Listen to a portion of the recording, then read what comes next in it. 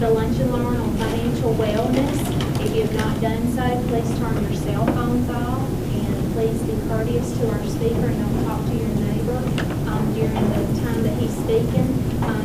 Bill will stay around after the lunch and learn for a little while to talk to you if you have some questions.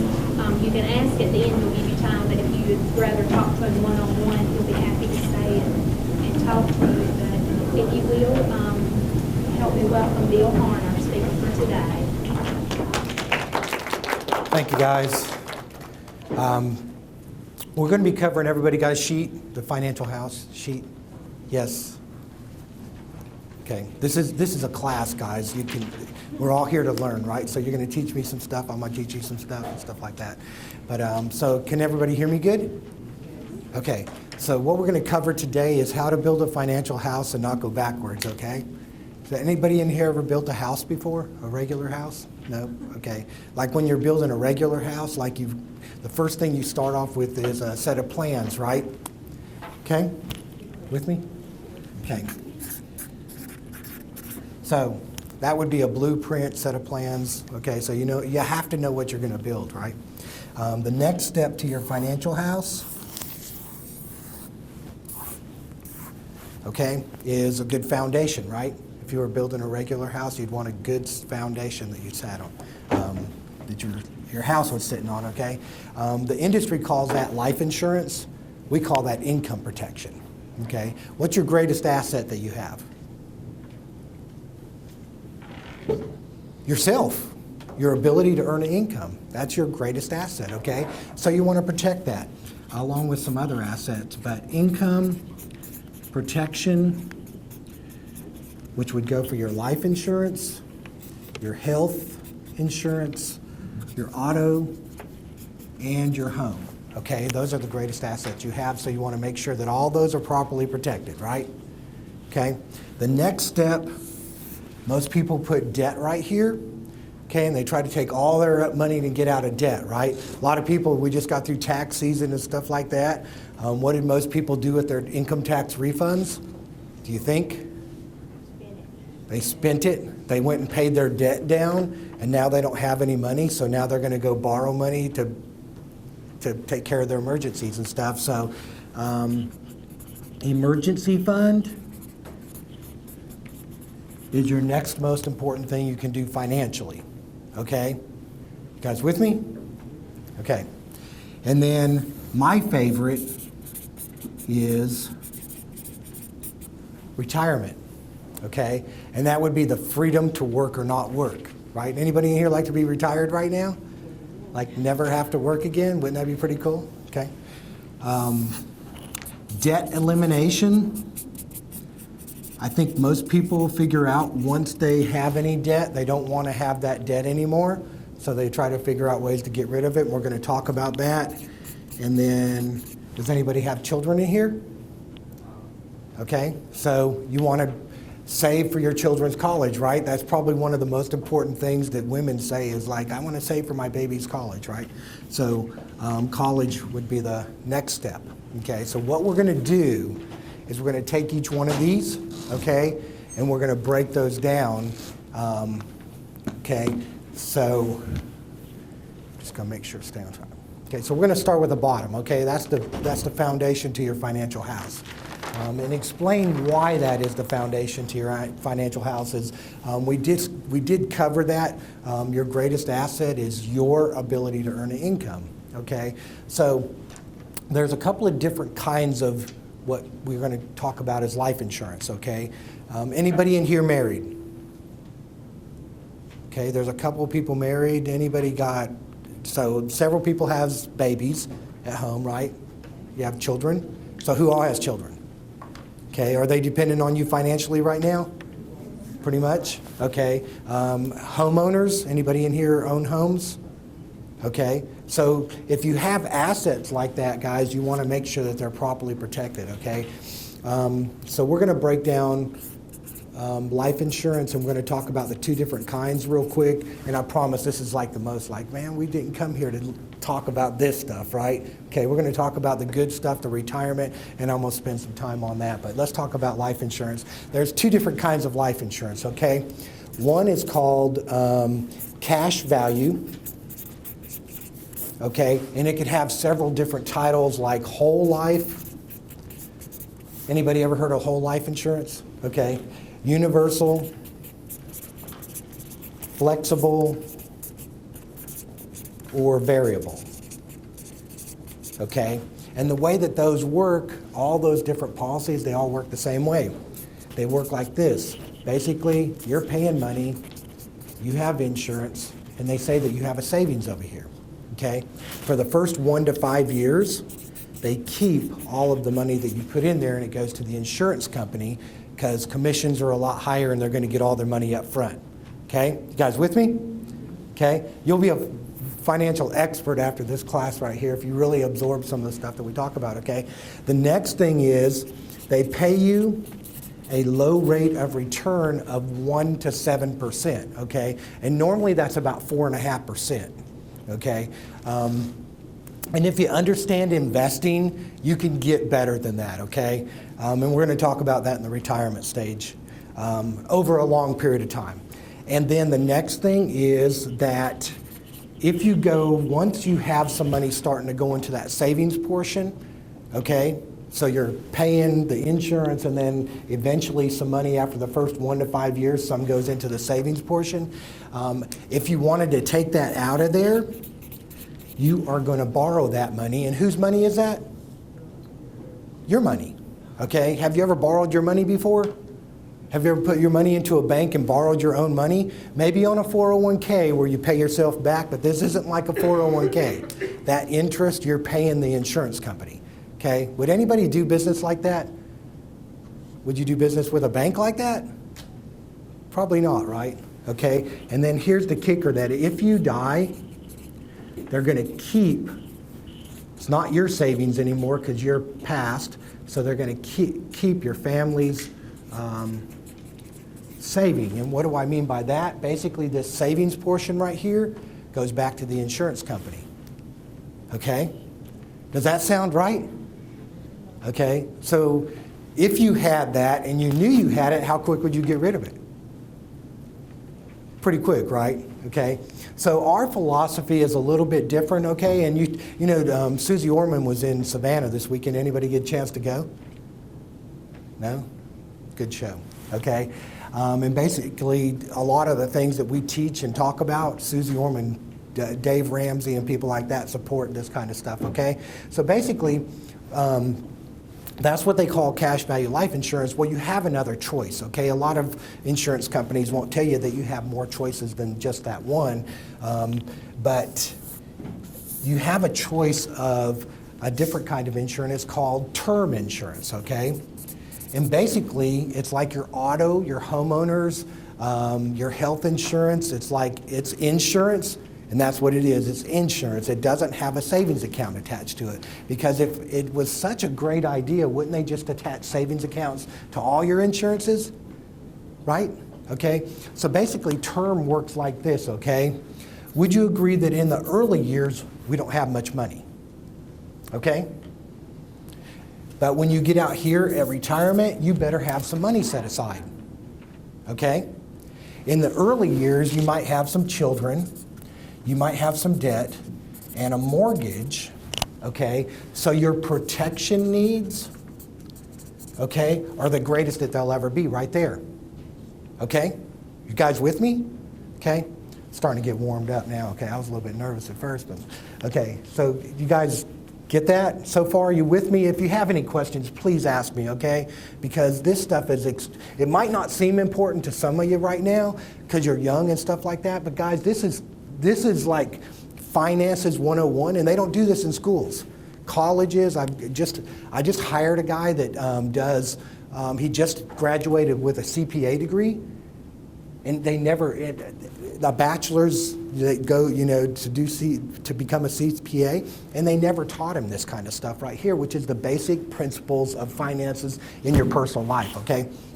So, your protection needs are the greatest that they'll ever be, okay? So you know that you have to feed this, right? Because you got to have this. Because no longer do you go to work for a company for 30 to 40 years and then they basically pay you a salary for the rest of your life. That's just not really happening anymore. Probably the last people that's happening with is school teachers, okay? So you know you have to put money in here so that when you get out here, you have some money. Guys with me? Okay, while your needs are great here, you need the most protection and you need to pay the least dollar. So if one thing you get out of this right here, the one tip I want to leave you with on your insurance, whether that be auto, home, health, whatever, is you pay the least dollar and get the most coverage. You guys with me? You pay the least dollar and you get the most coverage on your insurance plans. Okay? You guys with me? Okay.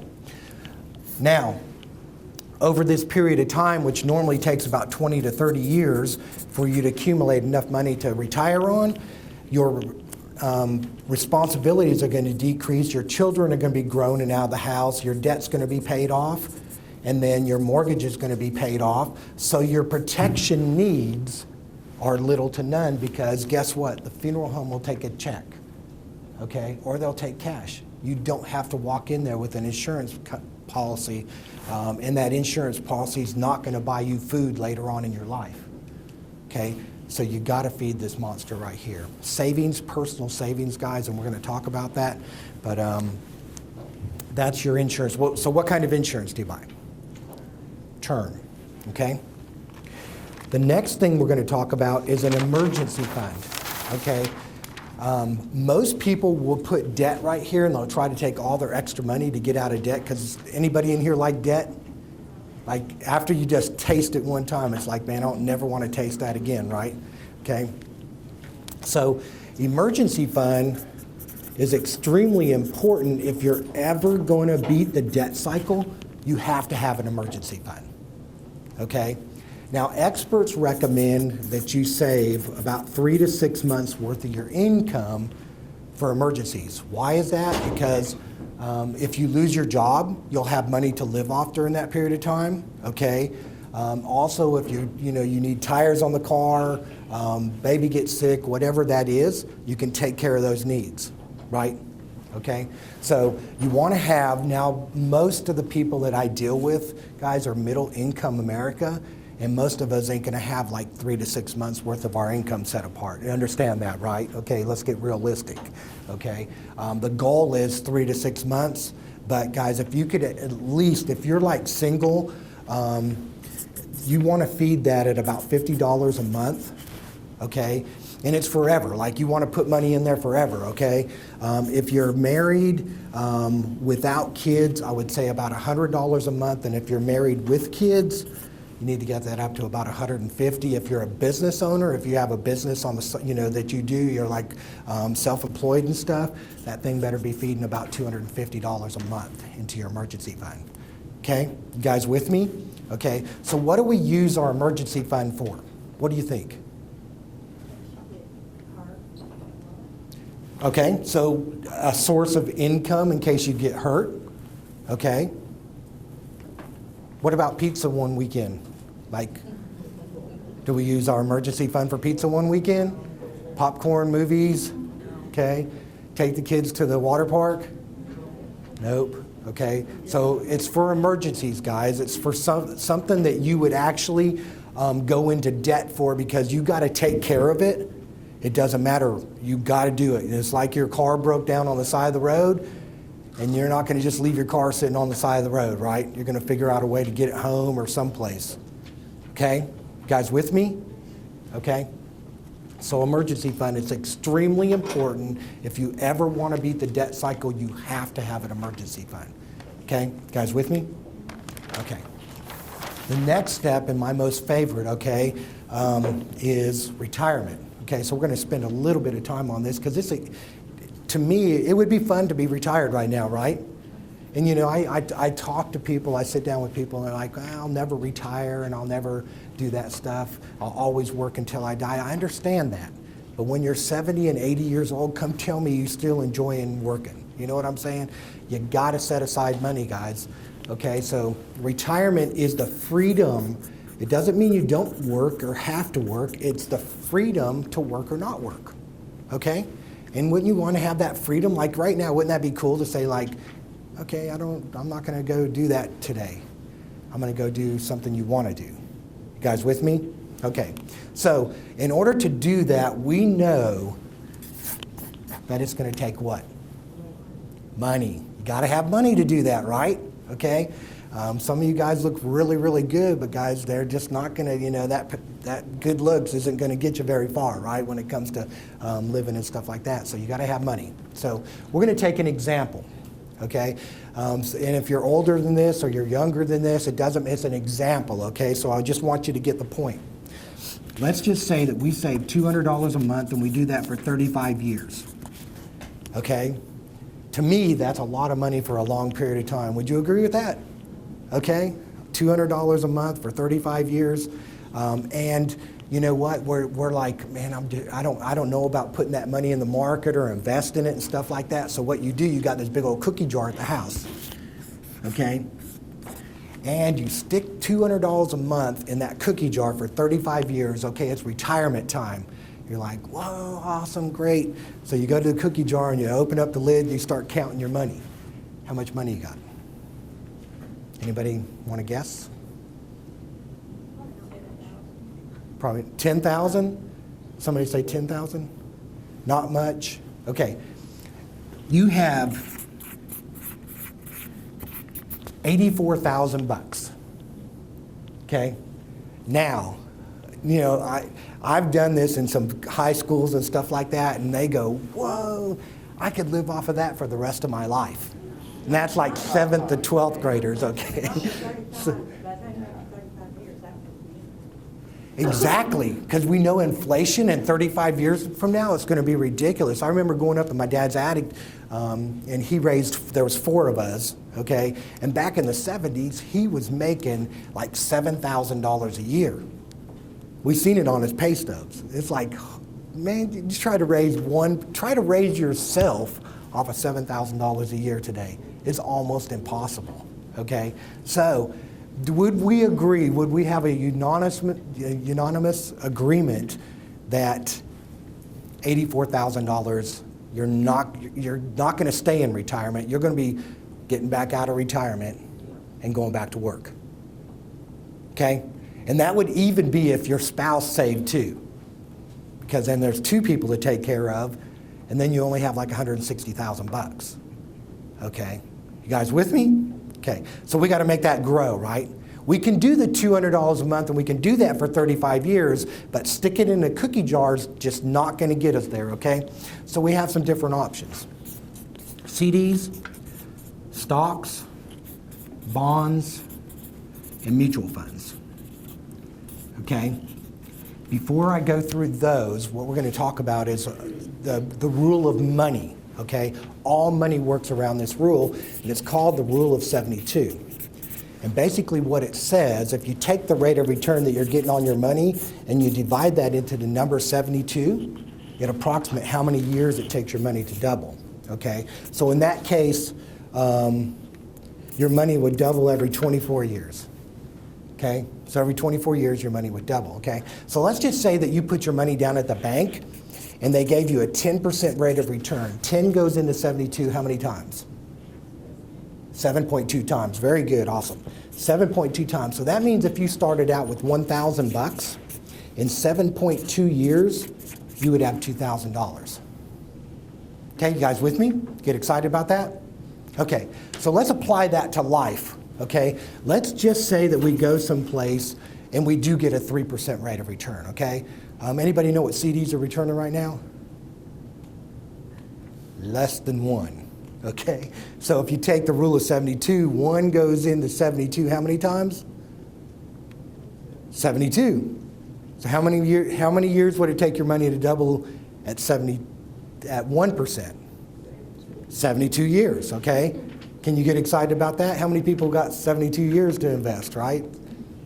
Okay, so at 3%, our money's going to double every 24 years. So if we had 1,000 bucks, okay, in 24 years, that would turn to 2,000.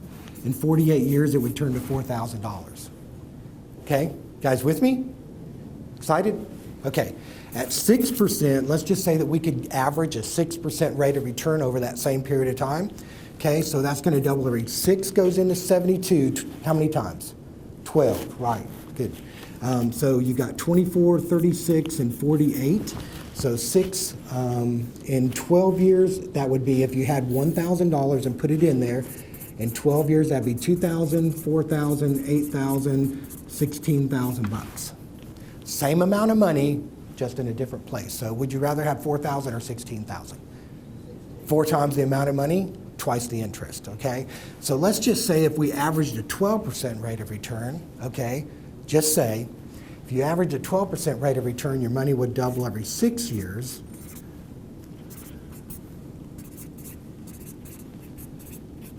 So anybody want to take a guess how much money that would be? No? Okay, so I'm going to need some help on this one, okay? So in 6 years, if I put $1,000 in there, I'd have how much? How much? 2,000, very good. So 2,000 in 12 years, 4, 18, 8, 16, 32, 64, 128, 256,000 bucks. Big difference, little difference. Okay. Anybody see any credit cards that would be getting like a 12% interest on their credit cards? Are the companies getting 12% interest on your money? That's their financial game plan. Make you sick, won't it? Okay, got to pay those things off quick. Okay, so let's talk about this right here. To put our money, well, we know that CDs right now, you know, if it's less than 1% in our market today, one goes into 72. How many times? 72. So every 72 years, our money doubles. So what do you think about the CDs right now? No. Okay. Stocks. Okay. Individual stocks. You ever heard of WorldCom or Enron? Any of those companies ring a bell for anybody? Okay. Well, individual stocks are too risky. Okay. Putting all your money into any one company is risky. Would you agree with that? Okay, I don't care how big the company is, it's risky because you're not diversified, okay? So we're just gonna scratch through that. And then bonds would need to be a part of your portfolio, but they wouldn't need to be the whole portfolio, okay? So we're gonna talk about mutual funds, okay? Anybody ever heard the word mutual funds? Okay, this is how mutual funds work, guys. This is mutual funds 101, okay? Basically, there's you and me and a bunch of our friends, okay? So we don't have, you know, the 100, 200,000, because, you know, like if you went to certain companies nowadays, they'll be like, okay, how much money you got? 50,000. Come back when you have 100. You know what I'm saying? Okay, so here we pool our money together. We put anywhere from 25, 50, 100 bucks a month. Okay, can we do that? Anybody can do that, right, if they're working, okay? We send that money out to a professional money manager. Okay, that's those folks that sit there and got the big glasses on and they kind of look at all that stuff, and you know, if you unzip their brain, is like fill this whole room up, because that's how much knowledge they have. You know what I'm saying? And that's the kind of people I want dealing with my money, right? That's not me, okay? But these professional money managers, okay, you let them figure that stuff out with your money, okay? Who to put money with and all that stuff. They send that money out to the economy, okay? Companies like Walmart, Coca-Cola, and places like that. You with me? Okay?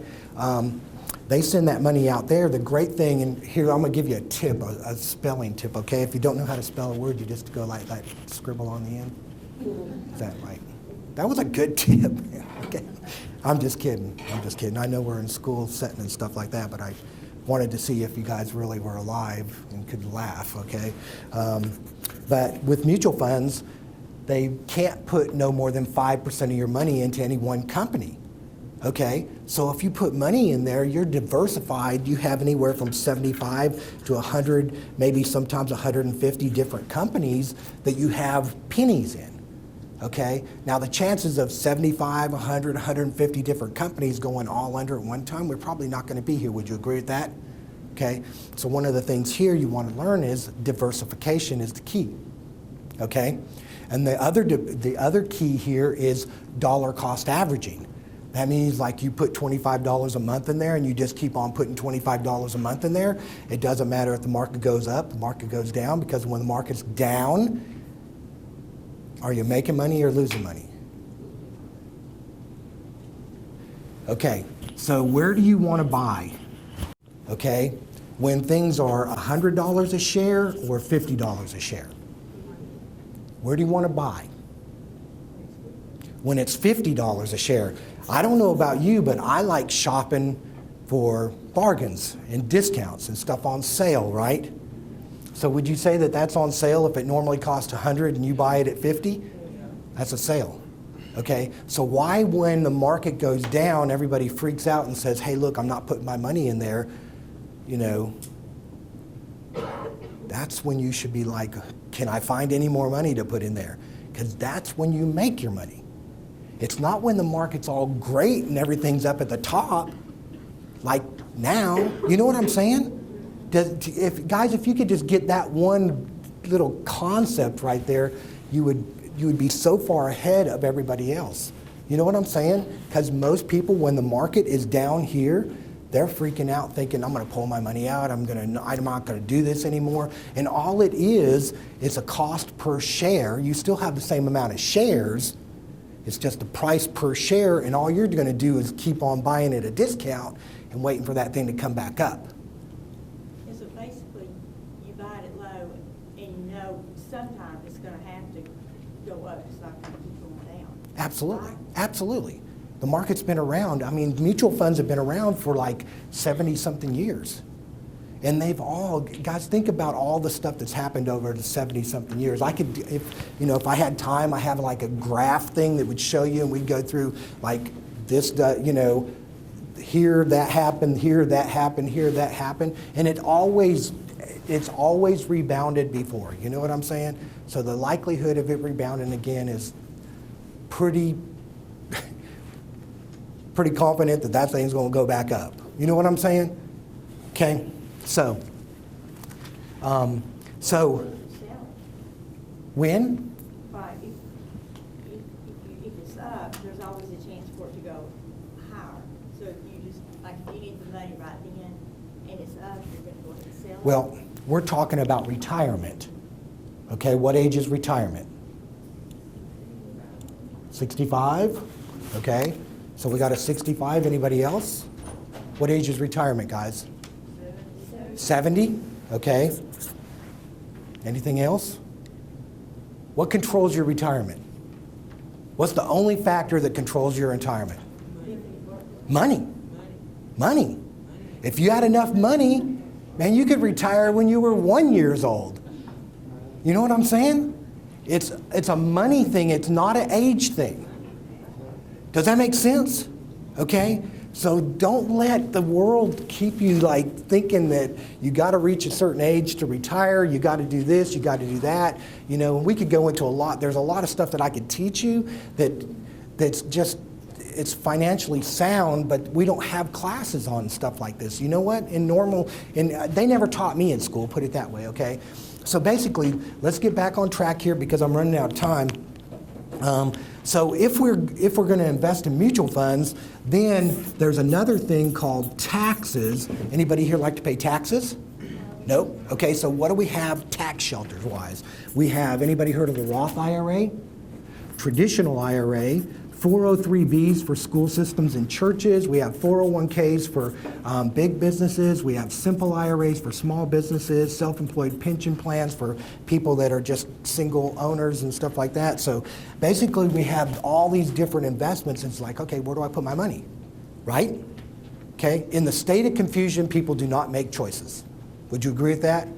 You got to get the stuff down to narrow down and get it to where, okay, give me a couple of choices, not a bunch of choices, because then I get confused and then I'm not going to do anything. Okay, so basically, here's your key. Okay, the number one place that you invest, okay, is you max a company match.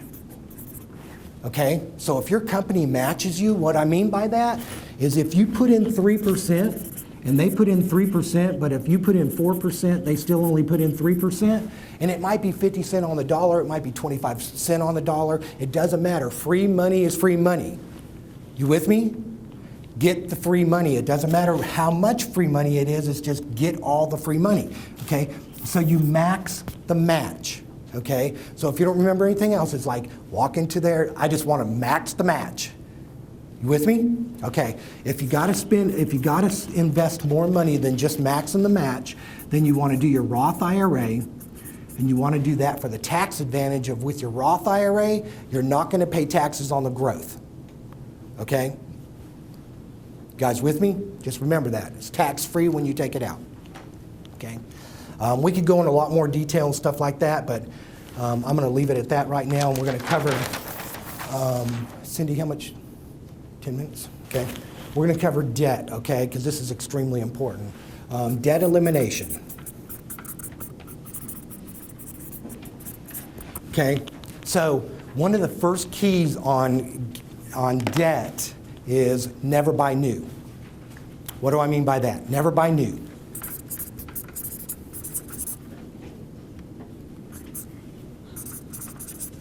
I don't go out and buy new cars or... Exactly. New car. That's what I'm talking about is a new car, okay? Why do you not buy a new car? Because the minute you drive it off the lot, every year it goes down. Thank you. Exactly. Are there some awesome cars that are like 1 to 2 years old that you could let somebody else? Because guys, I promise you, next time if you ever think about, it makes me just like break out in sweat when I think about a young person just graduated from school, 18 years old, and their parents go, and they just get their first job, and their parents go co-sign on a loan for a car that costs them $600 a month. Okay? Now, we just talked about the rule of 72. One thing that I didn't cover was if you save that, let's just say that you saved that $200 a month for 35 years, and let's just say you got 6% on that over that period of time, that's about $286,000. At 12%, if you average 12% over that period of time, it's $1.3 million. So you can save $200 a month for 35 years and still be okay financially, okay? But never buy new, okay? You're allowed one credit card, okay? And this is what you do with that, okay? Preferably none, but if you got to have one for security purposes and stuff like that, you go home, you take a Tupperware dish, you put the credit card in there, you fill it up with water, you put it in the freezer, okay? And then you never take it shopping with you, okay? And then you go, you find that great sale, something on sale, okay? Think about what I'm telling you here, okay? You go buy something on sale, and you run home, and you take that block of ice, and you either put it in the sink and put hot water in it, or you put it in the microwave, and the magic number is about 10 minutes, okay? And hopefully that thing melts. You can't use it. It'll be the best favor I've ever done for you, you know what I'm saying? Because I tell you, if you buy something on sale, you're not buying it on sale if you're using a credit card. Guys, look at somebody's credit card statement. It's like, okay, if you want to pay this off in 40 years, then pay minimum payments. You know what I'm saying? If you want to pay it off in 3 years, then you're going to pay like 5 times the amount that the minimum payments are. You guys with me? So, block of ice, and then you want to stack your debt, okay? You could call this stacking or snowball, and basically the way that it works is you take the lowest balance and the highest payment, okay? And that one's going to be paid off first, right? Because it's got the lowest balance, but it's got the highest payment. So common sense would tell you that's going to be the first one to be paid off anyway, right?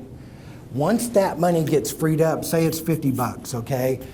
You're paying on some kind of loan, and then you take that $50, instead of going out and blowing it, okay, you roll that $50 onto your next debt that has the lowest balance and the highest payment. Have I said anything about interest rates in there? No. What would most people do?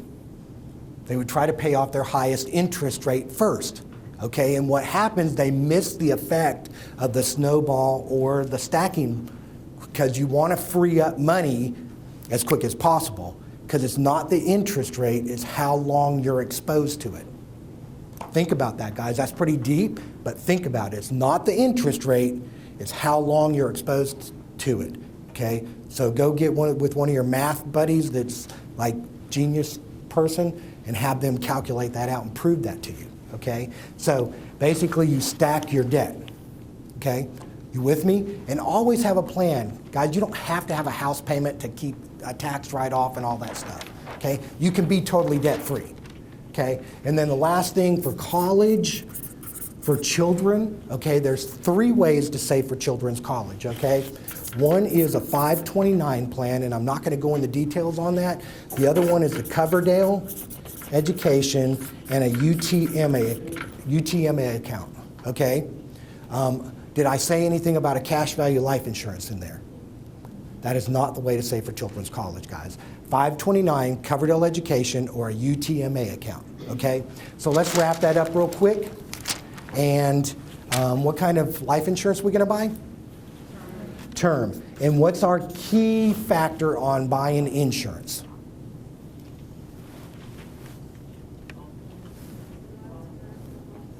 Pay the least, get the most, okay? On any of your insurance, you pay the least, you get the most. You with me? Okay. Emergency fund, how much do you need to be saving if you're single? 50? Married? Married with kids? And then if you own a business, okay? So guys, save money. You'll never beat the debt cycle unless you have the emergency fund. Retirement, okay, where are you gonna put your money? Where's the number one place you're gonna put your money? Max, the bank. Max your company match, okay? You guys with me? Max the company match, okay? Max company match, okay? Where's the number 2 place? Roth IRA, okay? Remember those terms, guys, it's a big deal, okay? Debt elimination, you always have a plan and follow the plan, okay? You never buy new, okay? And then your baby's college, 529 Coverdale Education, UTMA accounts. And then you know how most people build their house is, that's last. And what's toys in the attic? Like 4-wheelers and you know, all that stuff. You know, most people build their house like that with the toys in the attic first. How secure is that? That can fall over any time, can't it? Okay? Get a solid foundation and build your house right. If you build it like that, guys, you won't go backwards. Okay? You might not be able to make all that happen right now overnight, but guys, start on your foundation, get a plan, get your foundation built so you have something solid to stand on, and then start building that financial house, okay? Any questions? No? Okay. There are some response cards, guys. I would appreciate if you gave me some feedback and anything on there that, you know, that might interest you. We could sit down one-on-one. And thank you for coming. I appreciate your time. Thank you.